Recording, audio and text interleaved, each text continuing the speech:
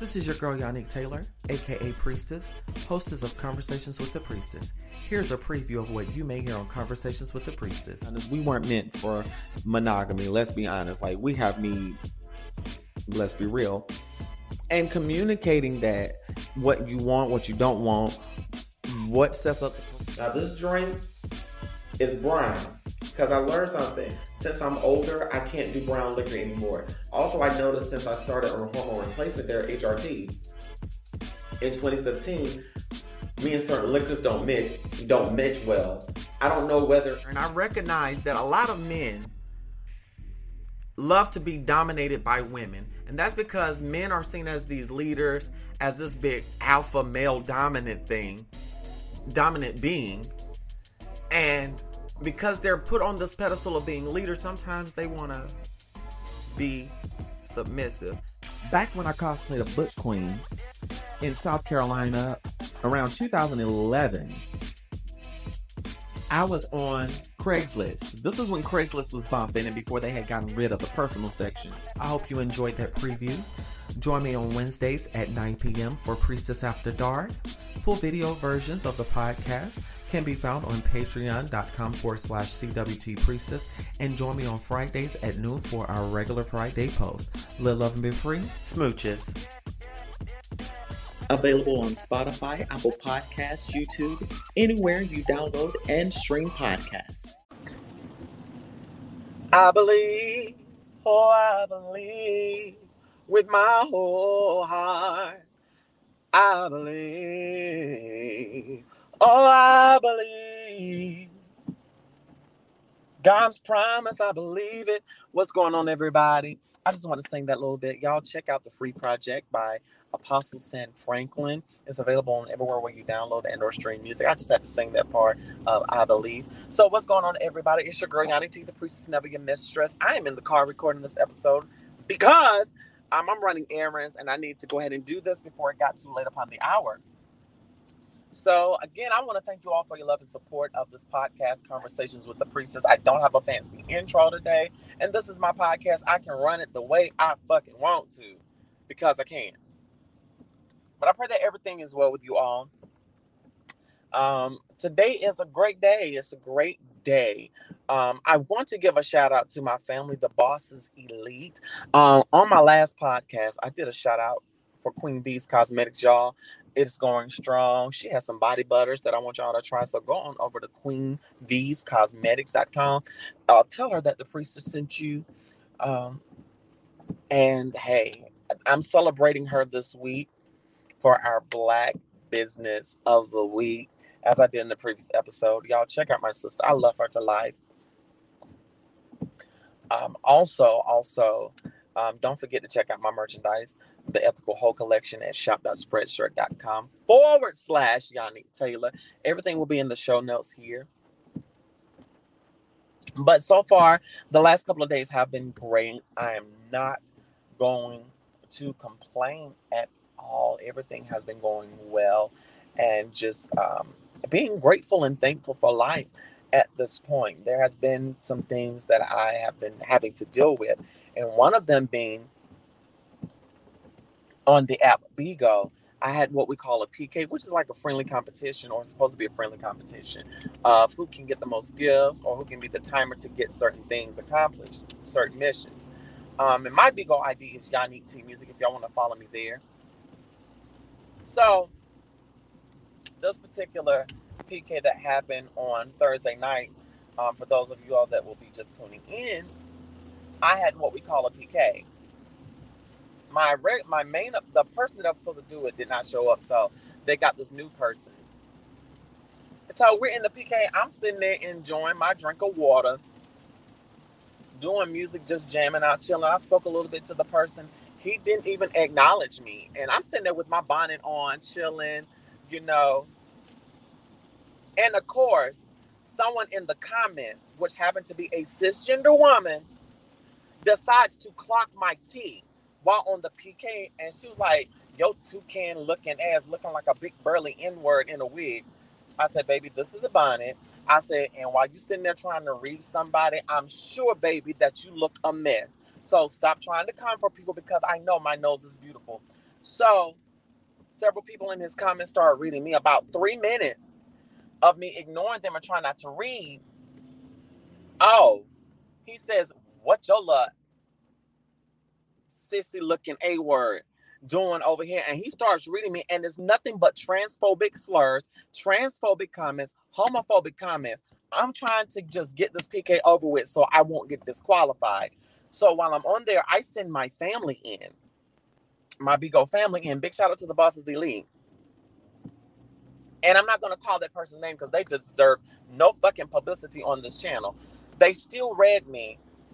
And I'm just like ignoring it at this point and playing my music. But I'm already calling for my support. My family fuzz in the room and starts going off. And they read me talking about all of this stuff. And you know me, I'm a queer trans woman, honey. I done been battling homophobic, transphobic shit all my life. I went toe-to-toe with that N-word. I went toe-to-toe with that nigga and dared him to say anything to me afterwards.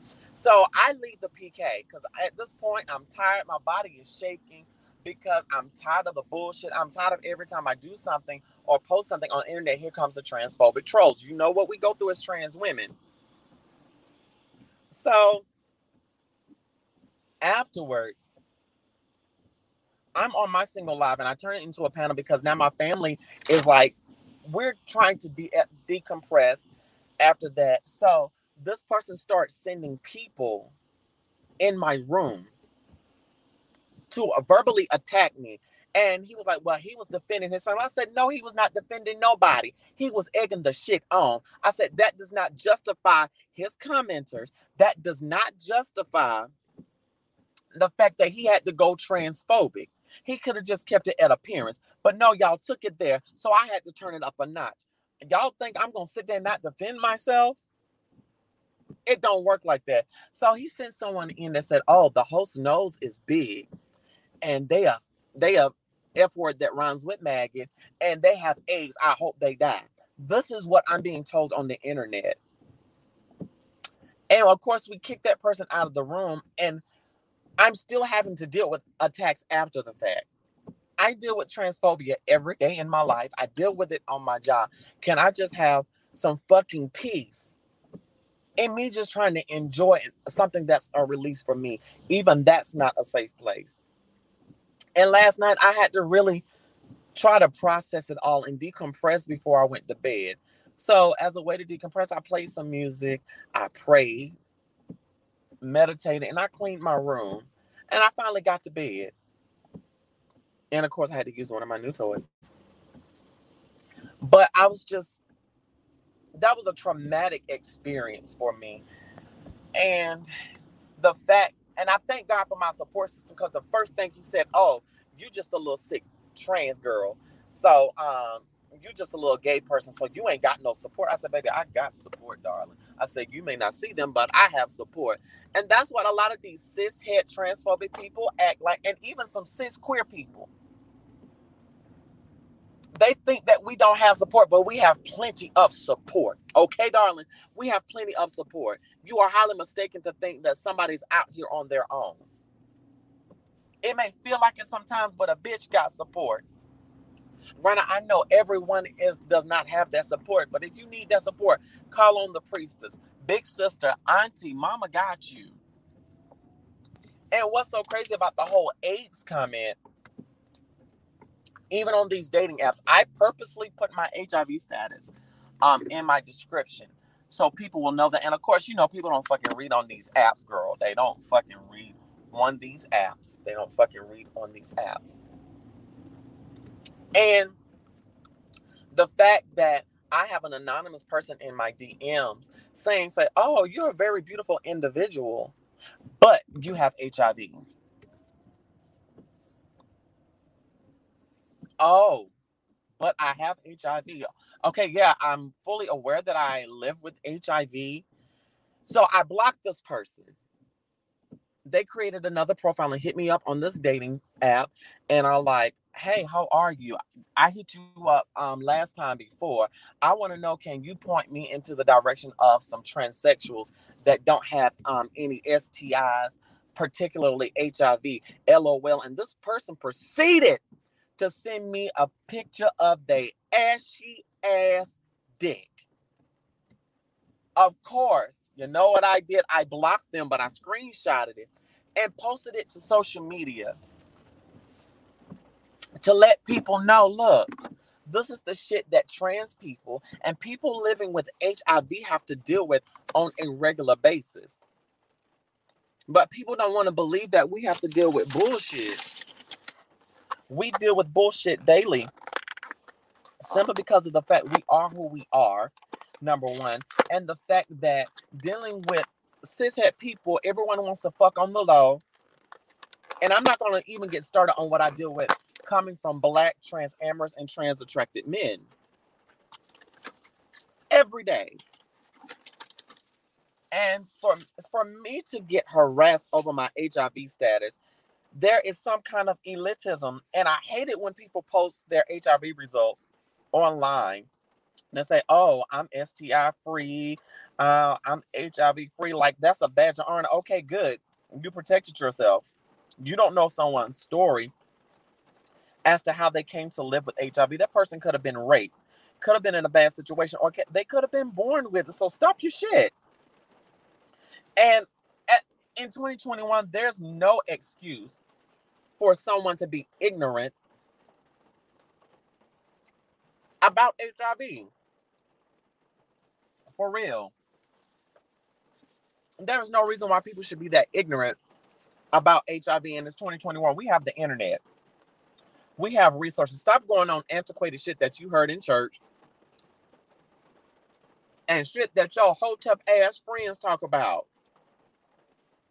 And also get a better clue about what trans is and is not. We're fucking human beings too. We deserve to be treated with honesty, dignity, and respect, okay?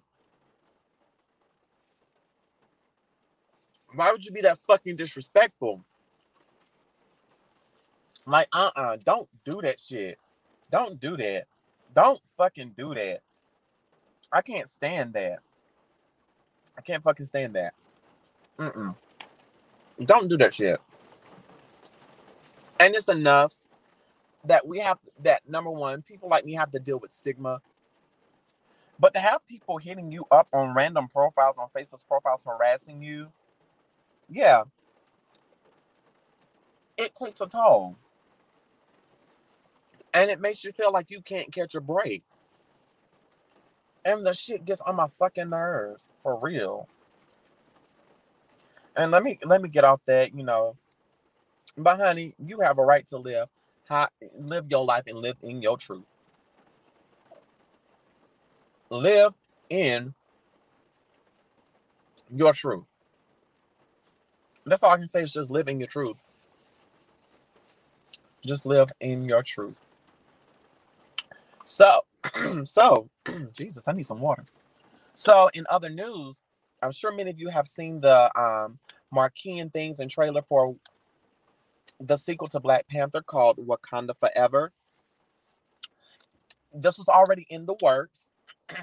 And from my understanding, I believe it's going to focus more on Shuri and focus on her journey, which I am pleased to hear. And it's bittersweet that Chadwick Boseman is now with the ancestors and not physically on this realm, but I know he's looking down. And I'm ready to see what this particular creation will bring. I'm excited to see it, so I really want to see what it's going to hold. So I believe that is going to be an awesome thing.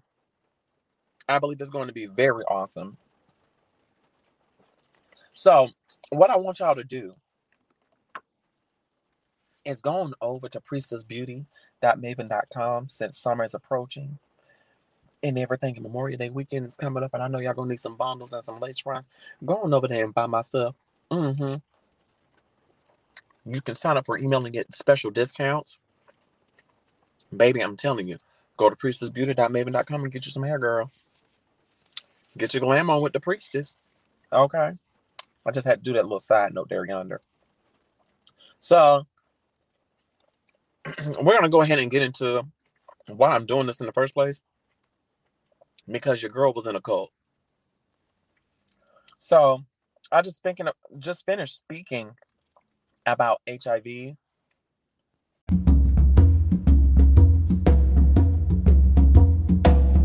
The great visionary leader of India, Mahatma Gandhi, said, "It is health that is real wealth, and not pieces of gold and silver." Listen to the Healthy Grocer radio show on your favorite podcast platform. We know that health is our greatest wealth, and we will be discussing all aspects of natural healing. Explore everything from supplements, superfoods, and healthy lifestyle choices to help conquer stress and boost productivity. Top industry experts and natural health professionals join us for a deep dive into our healing journey. You can find the Healthy Grocer radio show on demand every day, wherever you listen to your favorite podcasts. And remember, health is your greatest wealth.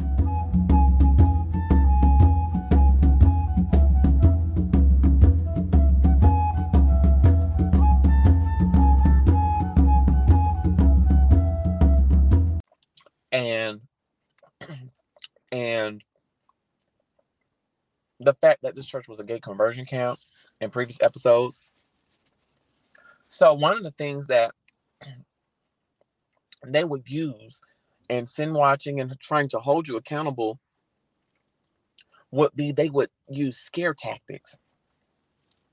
And I shared this in a previous episode where they would act like your dick would fall off or your pussy would fail if you masturbated. And I'm like, okay, y'all doing too much. And being impressionable at the time and trying to figure things out, you would really think that would happen. But then you start thinking about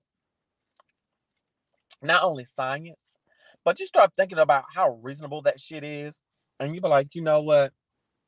I'm just going to do this my way and work with God on my own. Me and him got this. But what other people saying, I had gotten like that at several points within my tenure at this ministry. So one night, I was dating this older man because I was still trying to figure me out. And this older man was a fine gentleman. I have nothing against him. But Godmother Prophet couldn't stand him because he was an openly gay person, openly gay man. And this man and I dated for a few months. Liked the man dearly. One night he and I were on the phone talking, having a good conversation. And I clicked over and I said, "Leon, you there?" And of course, y'all, that wasn't the man's real name. Okay. But I'm like, "Leo, are you there?" And I heard Prophetess Godmother's voice. She was like, "Did you just call who I think you did?" She was like, "Who? Who are you talking to?" I said, "Oh, this is one of my friends from campus." I tried to lie about it. And I said, "Oh, that's one of my friends from campus. I've never heard you bring up a Leo." I was like, "That's because they're on campus. I don't tell you everything about my business." I'm like, "You're just my godmother. I'm grown. I'm in college at this point. I'm grown. I don't have to tell you anything." She was like, "No, I'm coming over there now. You meet me outside. I know who you've been talking to. You've been talking to the person whose house we were at." I was like, "So," and I said, "He's cool people." I said, "We're just friends." I didn't tell her we were dating.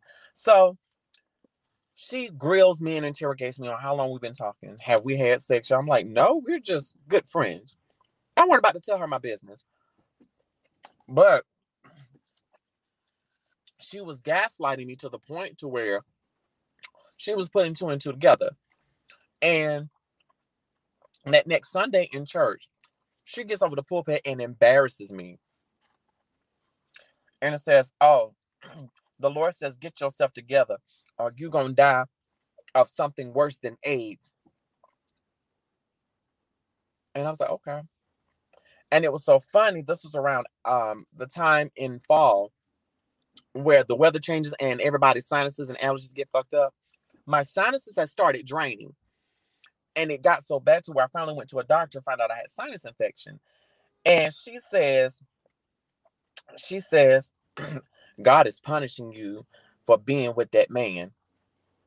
I'm thinking to myself, bitch, what? Okay. So I went into a state of prayer and fasting because it pissed me off, number one. But I'm like, God, for real, like, what's going on here?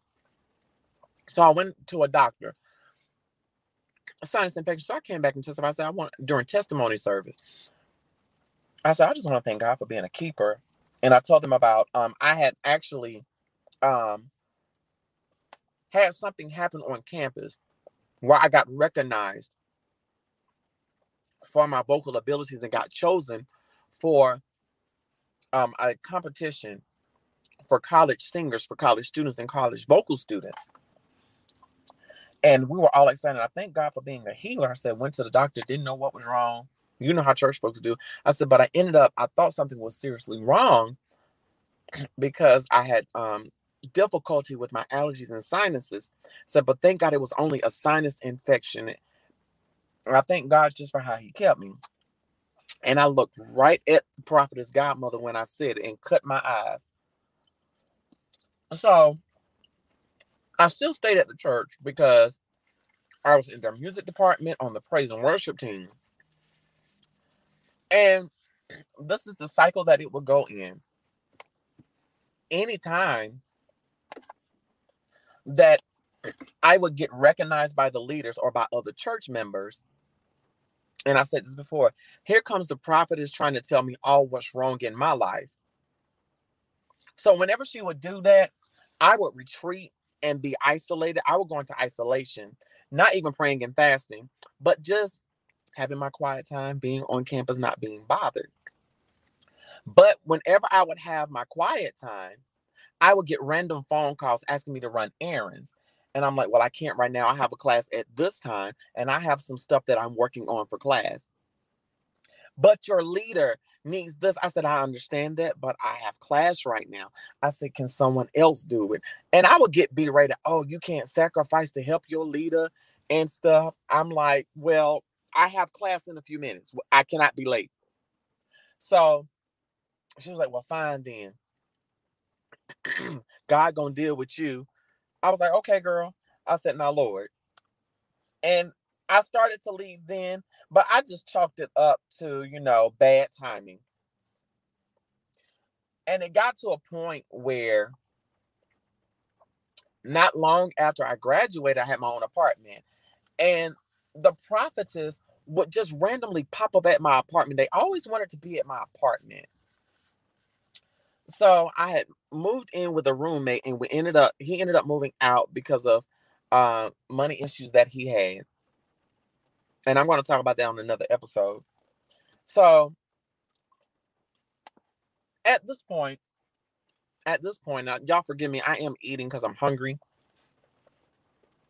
At this point, the prophetess would randomly pop up. So one day, I was working third shift at the time, working 2 jobs. I got off one morning from working both jobs, and I had overslept for church. I happened to wake up, and it's like, church started at 11 o'clock. It's 11:30, and I wake up, and I call them. I said, y'all, I am so sorry. I overslept. I didn't even hear my alarm go off. I said, I worked both jobs, and I'm extremely tired. You would have thought they would have said, well, don't worry about it. Church has already started. You need to rest. No. These N-words, specifically the prophet said, well, you need to hurry up and get here. We need a musician. We understand that you got to work, but you're also called of God, and you need to be here. I said, I will be there as soon as I can get ready. Well, hurry up. Why aren't you already ready? I said, you know what? I'm just going to go to church. I'm not going to stress me out. I'm not going to let niggas stress me out today. Fine. So I said, fuck it. I'm done. So I went to church with them. We didn't have any extra services. I came home and went back to sleep because I had to work another night shift. All of a sudden, when I get home and I'm sleeping good, I hear a knock at my door. I said, who is this? I look out the door. It's the prophetess. And I'm like, I really don't want to answer this because I'm trying to sleep. She says, hey, do you have $40 I could borrow? I was like, I don't have it right now. I did have it, but I didn't want to give it to her. I said, I don't have it right now. Oh, you can't help me with a little something? She said, I tried calling you, but you weren't answering.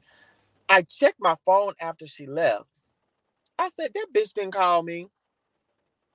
I said, or maybe it didn't register. I don't know, and I don't care. So I went back to sleep and went to work. And I started thinking, I said, I need to leave this ministry. I really do need to leave. And this is right around the time I started dating my crazy ex. And it got to the point to where I hated going to church. I hated being there. And I finally made up in my mind. I said, you know what? I'm going to start living in my truth. Even if it costs me at this point, I need peace. So I started living in my truth. And this is one of the many things that I had difficulty with, was walking in my truth. Because here I am hearing what they say, but me and God have our own relationship, and he's telling me totally different. And this is just me. And I felt different. So a few months prior, I went through a bad depressed episode, and I didn't tell it to them, but I was suicidal.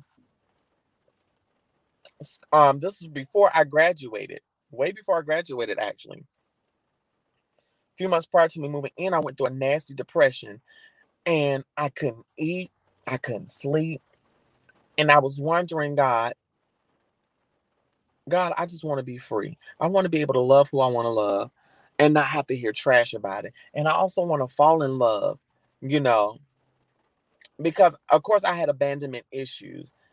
And due to my childhood, I never really, I had that love, but not from my parents and not from one of the parental figures that was supposed to protect me. But y'all will hear me talk about that another day. So with this, and I'm talking about this since it's Mental Health Awareness Month. I said, well, I told Godmother Prophetess, I said, well, Mom, I said, I'm thinking about seeing a therapist or a psychiatrist. Why? I said, I think I may be depressed. I said, I haven't felt happy in the last few weeks. I said, and I honestly am not feeling myself. I said, something isn't right. I said, I have every reason to be happy, but I'm not happy. I said, I cry at night. I can't sleep. So many thoughts are going through my head. So she says to me, well, you need to pray more. You need to fast more. And I'm thinking to myself, God, I am doing all of that. And she said, you don't need a therapist, because a therapist can't lead you to deliverance, and they're going to okay your sin. They're going to tell you that nothing's wrong with you, but there's everything wrong with you because you're still battling with that homosexuality demon. And I took that to heart because I'm in a vulnerable fucking state as it is. And when I revealed that, I felt like I was dealing with mental illness. And this is one of the reasons why I didn't get help for a long time. Because I dealt in the church world and I felt like, oh, you can pray and fast it away. So, and thank God, years later, I finally got help about, maybe 16 or 17 years later, I finally got the help I needed, which is sad, but that's our own journey. So finally, it got to the point to where I started coming out of the depression. I stay in a constant state of prayer for those who really know me, but I was still questioning a lot. And I again thought about going back to therapy, but I never voiced it to her because when I told her, I was made to feel like I was some kind of criminal, like I was rejecting God. And you see this a lot in church communities where they will tell people not to get therapy or don't go to doctors because it's like you're not trusting God with your life. And baby, I don't care who you are. If you are listening to this under the sound of my voice, if you know that you need mental help or you need to take care of your mental health, go get help. Don't let religion, Don't let some tyrant of a leader in the church tell you that you don't need therapy. Baby, get you Jesus and a therapist. It will help you navigate your life and navigate your spirituality. Because a lot of people in the church, they need to go to therapy as well. Take your butt to therapy and don't be ashamed. Do not be ashamed to seek help. Do not be ashamed to go to therapy, baby. Your life depends on this. So after she told me not to go to therapy, I didn't go. And I still suffered for the remainder of my time through such abuse. And I realize now what she was really afraid of. She was afraid of it being revealed that I was actually being spiritually abused. I was being mentally abused and taken advantage of by that ministry. Anytime someone tells you not to seek professional help and you're connected to them, be watchful, because that could be means of control. And let's not even get started on the sexual manipulation. Like during my tenure there, during the time I was in college and I was a part of this ministry, I was constantly told that if I had sex with a woman, a cisgender woman, because I hate using the term female, that if I had sex with a cisgender woman, then I would be cured of being gay. And I'm like, okay, I don't see how that correlates. I'm like, and mind you, I was not new to sex with a woman. Not new to that. And I did have a girlfriend that I was sexually active with at the time. And it was like when they found out that I had sex with a woman after being with a man, it was like, oh, high five, congratulations, da-da-da. But not only was I attracted to cisgender men, I was still attracted. I was attracted to cisgender women as well. And now, as you see, now I'm pansexual and very fluid in my sexuality. But I'm like, okay, still waiting for deliverance because I'm still attracted to men as well as women. And my then girlfriend was like, if you're bisexual, I'm okay with that. Just be upfront with me, you know. I said, cool, bet. Even my girlfriend understood at the time. So, like, we set up some scenarios, of course. And I lived for a moment. But it was to the point to where I felt like I was forced to do that. And it was always, oh, you need to get you a girlfriend. So I would make myself go out and get a girlfriend to appease them. But I really wasn't happy with who they approved. Now, if I was to date a cisgender woman, I would rather go at it at my own time. And granted, I met a beautiful young lady. But we did end up kind of breaking up because Godmother Prophetess was all up in and through our relationship, and that was an issue. Anytime I dated anybody, she was always in the middle of my relationship. She would push herself, and I allowed it, which I shouldn't have. But you can bet your sweet ass. Once I moved across town from my own apartment after college and started planning my exodus, I got very mysterious. She would come and I would be out with my crew. She said, where are you? I said, I'm out with friends right now. I said, before I go to work, or I'm just chilling. That didn't answer my question. Where are you? I said, I'm out with friends in this particular city. I would tell her a random city. What are you doing up there? I'm out with my friends. I said, then I'm heading to work. And I would not answer my phone for the rest of the night. It got to that point to where I had to do that. So she was still trying to use her manipulation tactics, but I started outsmarting the fox. And what kills me, going back to the sexual manipulation, I felt that to me that was a form of abuse to try to make a person fit a narrative. And I am sick and tired of the church condemning and damning people to sleep with people that know they are not attracted to for the sake of keeping up appearances. This is why you have a lot of dysfunctional ass homes. You have a lot of preachers being quote unquote exposed. You have a lot of trauma and a lot of people are hiding because you're forcing a narrative on them. Stop that shit. Stop it. Again, that's all I have to say about this.